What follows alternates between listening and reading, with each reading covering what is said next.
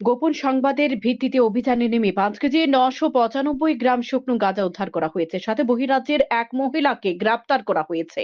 তাকে police remand চেয়ে আদালতে সোপর্দ করা হবে বলে জানিয়েছে ওসি তাপস দাস।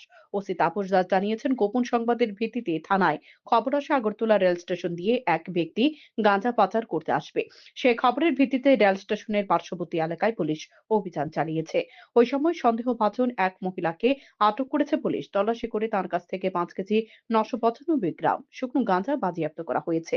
তিনি আরো জানিয়েছেন, ধৃত বিহারের বাসিন্দা মহিলার নাম পায়েল। তাঁকে পুলিশ রিমান্ড চেয়ে আদালতে তোলা হবে বলে জানান।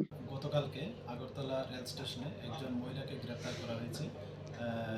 ওনার কাছ থেকে 5 কেজি 985 গ্রাম গাঁজা উদ্ধার হয়েছে। তো ওনার নাম জিজ্ঞেস করলে বলে ওনার নাম পায়েল ঠাকুর। উনি মুরাদাবাদ গ্রামের বাসিন্দা, যা জেলা ইস্ট চম্পারণ বিহারের অন্তর্গত। তো আমরা গতকালকে ওনার এগেনস্টে একটা আমাদের আগরতলা জিআরপি থানাতে এনডিপিএস দ্বারা মামলা নিয়েছি। তো আজকে আমরা ওনাকে মহামান্য আদালতে প্রেরণ করছি এবং আমরা এটাও দেখছি যে এটার সঙ্গে মানে উনি কোথা থেকে গাঁজাগুলি এনেছেন এবং এগুলোর ডেস্টিনেশন কোথায় এবং কাকে দেবে এগুলি আমরা ইন্টারোগেশন চলছে, এখনও চলছে। তো প্রিলিমিনারি উনি বলছে যে এগুলি আসামে নিয়ে যাবে, একথা বলেছে। তো আমরা দেখছি, তো যারাই এই ইলিগেল অ্যাক্টিভিটির সঙ্গে যুক্ত আছে আমরা অবশ্যই তাদের আইনের আওতায় আনব।